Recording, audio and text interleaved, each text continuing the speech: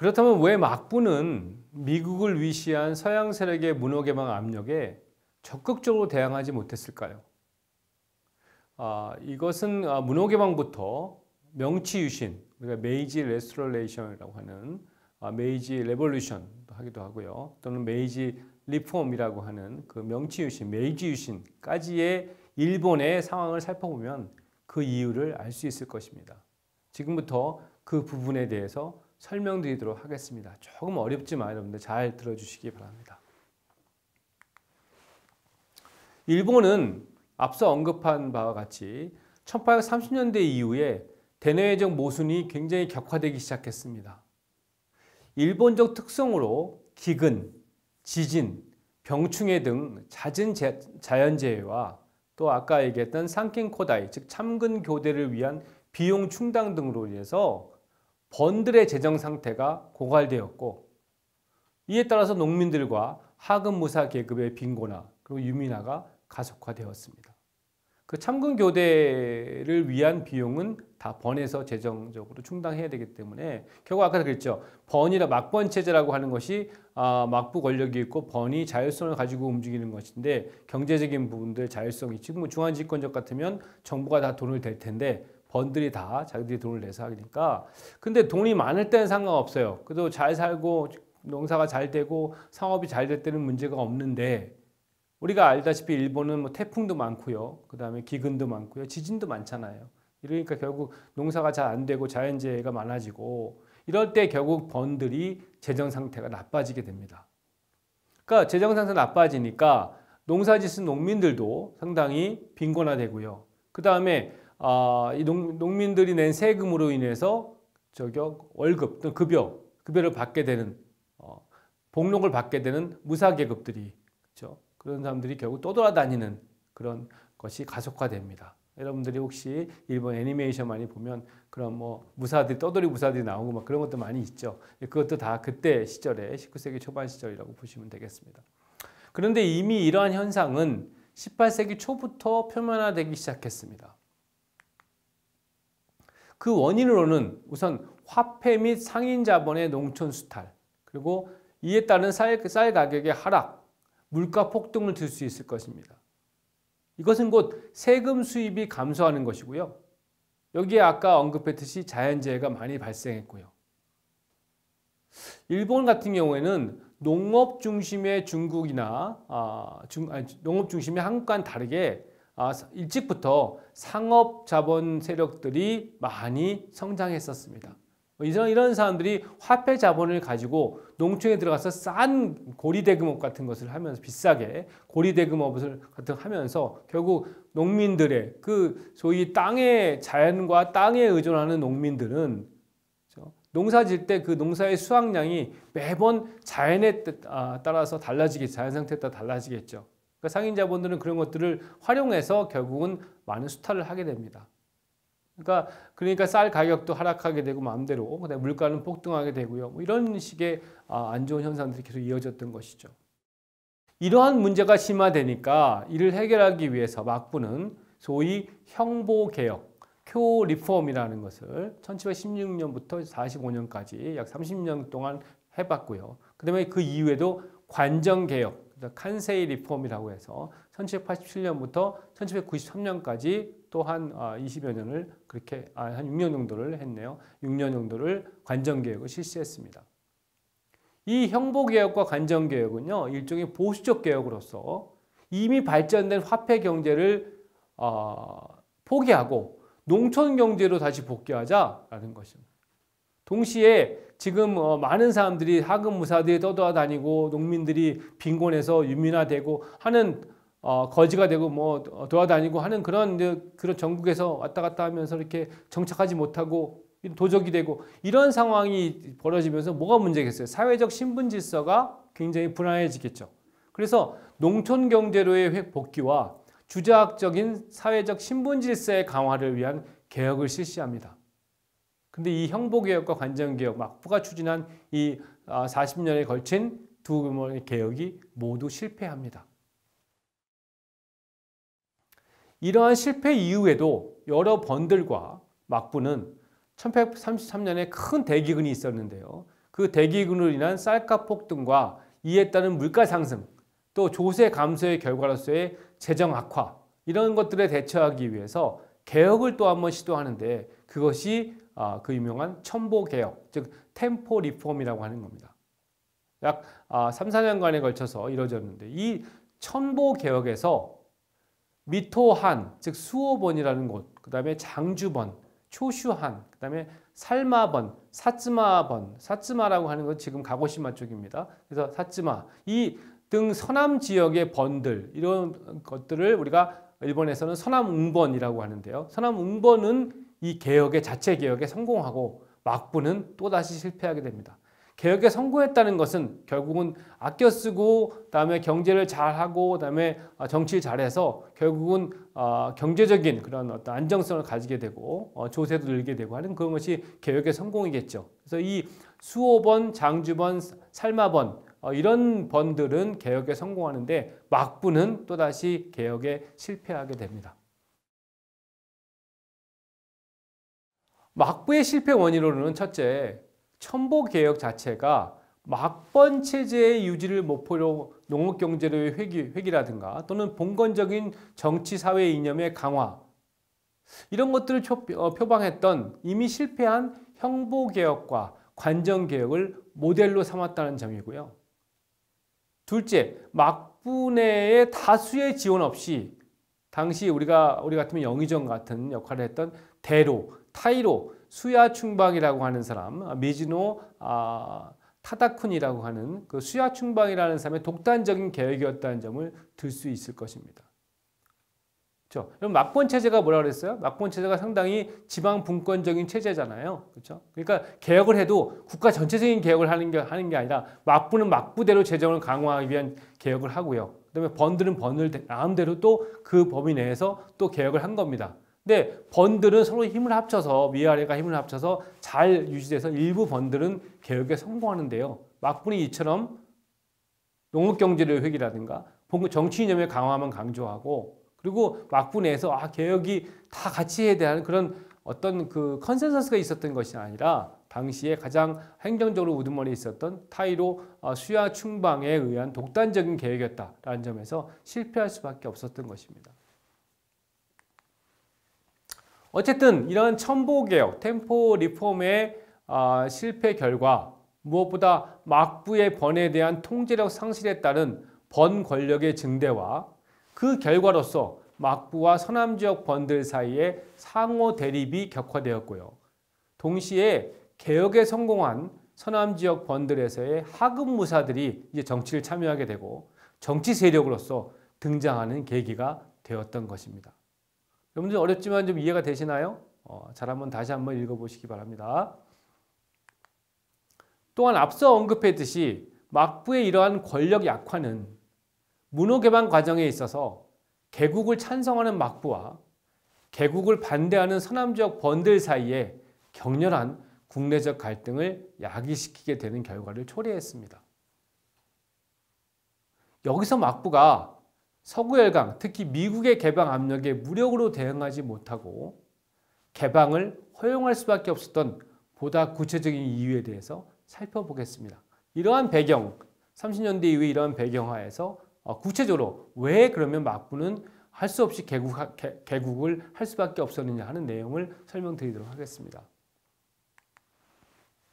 우선 유일하게 서구 열강 중에서 유일하게 정부의 승인하에 교육을 할 수 있었던 네덜란드의 상인들이 막부에 대해서 개국하라고 권유를 했다는 점을 들 수 있겠습니다. 에도 시대 서양국가 중에 유일하게 일본에 출입국이 가능했던 네덜란드 상인들이 중국의 강제적인 문호개방 소식을 전달하고 막부에게 갈등하지 말고 갈등 없이 개국할 것을 조언한 것이 하나의 요인이 되었다는 것입니다.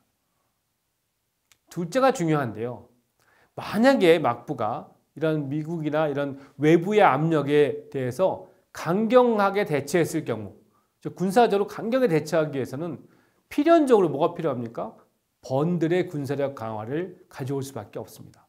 그냥 막부는 동계에서 싸울 수밖에 없으니까 거기가 아니죠. 그렇죠? 결국은 배가 미국 배가 들어오는 곳은 다른 곳이기 때문에 각 해안가를 중심으로 한 번들이 스스로 군사력 강화를 하지 않을 수밖에 없는 거죠. 그렇죠? 결국 이렇게 되면은 막번 체제하에서 막부가 번에 대해서 지배력을 가질 수 있는 중요한 하나의 요소인 군사력 우위를 붕괴시켜서 결국 막번 체제 자체를 위태롭게 할 수 있다라는 인식을 들 수 있겠습니다. 여러분들 이해할 수 있겠습니까? 그렇죠?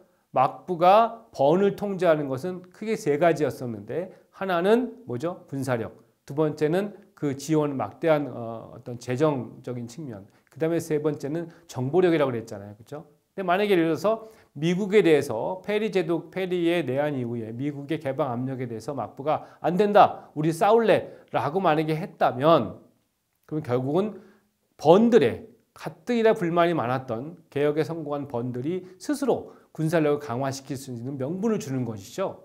결국은 막부의 군사력 약화를 가져올 수밖에 없고 이것은 결국 내부의 통제가 안 된다는 것을 의미하는 것이기 때문에 상당히 위험한 것이었다. 이런 것들의 판단이 있었다는 것입니다.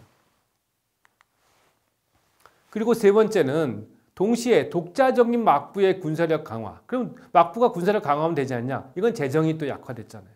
그러니까 우리가 세 번의 개혁을 통해서 다 실패했기 때문에 이 재정 악화가 굉장히 복구불능하는 이런 불가능한 상태였기 때문에 이런 재정 악화로 인한 소위 독자적인 막부의 군사력 강화는 불가능했다는 것이죠. 또 군사력 만약에 또 하나 방법으로서 군사력 강화를 위해서 세금을 높이는 경우 이것은 결국 국민들의 반발을 사겠죠. 그렇죠? 그러니까 이런 대내적 반발 등 이런 정치적 위기를 더욱 촉진시킬 위험성이 있었기 때문입니다.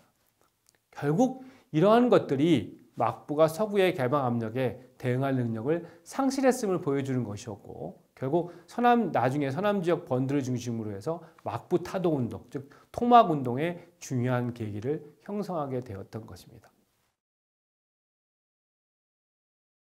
이러한 배경하에서 1858년의 통상조약 체결에 있어서 막부는 조정, 즉 천황의 허락 없이 독단적으로 강행하게 됩니다.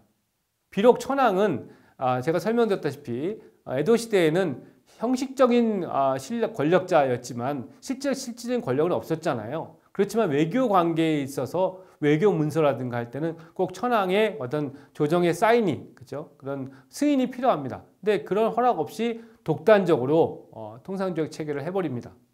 즉 장군직 계승 문제를 둘러싸고 갈등이 진행되고 있었던 1858년에 막부는 미국으로부터 통상조약 체결 요구를 받고 조약 체결에 관한 승인을 천황, 즉 천황이 있는 조정에, 텐노가 있는 조정에 요청했으나 막부 개혁파의 반발로 승인을 받지 못했습니다.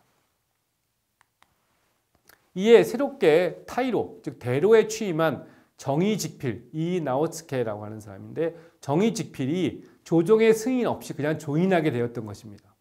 그러니까 1858년에 미일 통상조약은 막부 자체의 스스로가 조인한 거예요. 근데 사실은 최종 조인권은 누구한테 있어요? 천황에 있는 것이죠. 그걸 마음대로 했다는 것이죠. 그러자 소위 말하면 존왕 양위파, 즉 천황을 존중하고 그 다음에 이적을 물리치겠다라고 하는 존왕 양위파가 막부의 이러한 독단적 행위에 반발해서 공격을 시작하고 이에 막부는 1859년에 안정대옥이라고 안세이퍼즈라고 하는 소위 강력한 탄압으로 맞서게 됩니다. 또 이에 대한 대응으로 1860년 수호본, 미토한이라고 그랬죠. 수호본 낭사들, 하급 무사들이죠. 우리 낭사들이 정의직필을 암살하는 사건이 발생하게 됩니다. 막부의 가장 높은 지위에 있는 쇼군 밑에 있는 사람 중에 한 명인 정의직필을 암살해버립니다. 낭사들이. 이에 당황한 막부는 종전의 대조정 강경책에서 후퇴해서 천황의 의사를 존중하고 따르는 정치를 행한다는 의미로서의 1861년 조정과 막부의 일체운동인 공무합체운동, 즉 코브카타이 운동이라는 것을 전개하게 됩니다. 그렇죠?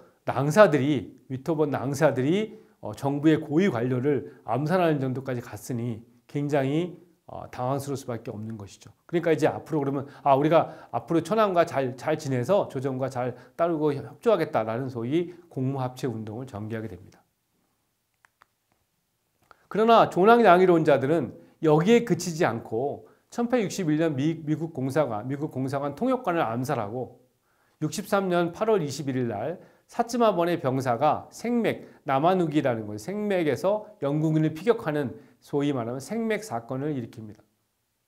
또한 1864년에는 초슈번, 장주번이 천황을 옹립해서 정권을 장악하기 위해 출병한 근문의 변이 발생하기도 합니다. 이제 거의 이제 올 때까지 오게 된 겁니다. 그렇죠? 이제는 막부의 권력에 대한 존중도 없고 막부는 오로지 타도돼야 되고 이제 황제를 다시 추대해서 중앙집권적 국가를 가게 되는 그런 이제 시도가 이루어지고 있는 것이죠.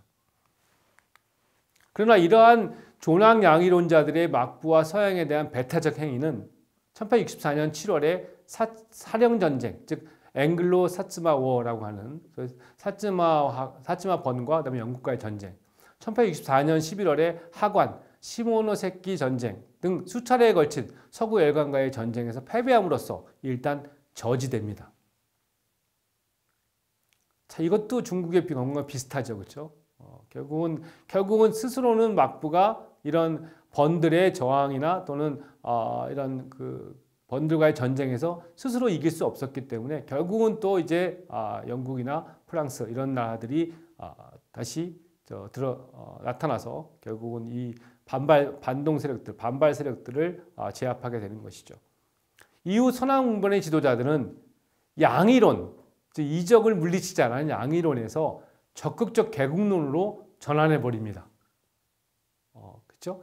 우리나라 위정척사 운동 나중에 보겠죠. 위정척사파 같은 경우에는 마지막까지 쇄국과 그런 어떤 양의에 대한 부분을 이념적으로 강조했는데 반해서 아까 제가 얘기했죠. 사상보다는 현실에 더 적응이 빠르다. 현실을 더 중요하게 생각한다. 이런 면에서 이런 소위 선왕웅번의 그런 지도자들이라든가 하급무사들은 초기의 양의론에서 이제 한번 전쟁에서 완전히 지니까 적극적인 개국론으로 바뀌게 되고요. 결국 선왕웅번들의 주도하에 1867년에 대정봉환, 즉 왕정복구를 이루고요. 1868년에 명치유신을 단행하게 되었던 것입니다. 이렇게 본다면 결국 선왕웅번들의 양의론은 한국이나 중국과 같이 어떤 강력한 이념적 신념에 근거한 것이 아니라 일본적 특성을 반영해서 막부에 대항하기 위해 개국론에 반대하는 양의론, 즉 현실적인 정치적 전략이었다고 볼 수도 있는 것이었습니다. 그럼 무슨 말씀인지 좀 이해할 수 있는 것이죠. 결국은 막부에 대한 불만이, 그렇죠? 막부의 개국론에 대한 반대로서의 양의론으로 나왔고, 그것이 결국은 전투를 벌이다가 지게 되니까 개국은 하되 이제는 토막으로 가는, 막부를 무찌르는 토막 운동으로 가는 그쪽으로 변했다는 것입니다. 이렇듯 일본의 문화개방 과정은 비록 평화적인 특성을 보였으나 실제로는 18세기 말부터 두드러지기 시작한 막부원 체제 자체의 모순을 반영한 것이었음에 유의할 필요가 있습니다. 여기에는 앞에서 일본 문화개방 과정의 개방으로 설명한, 저희가 배경으로 설명한 막번 체제라는 일본 특성의 정치 체제가 자리 잡고 있었던 것이었습니다.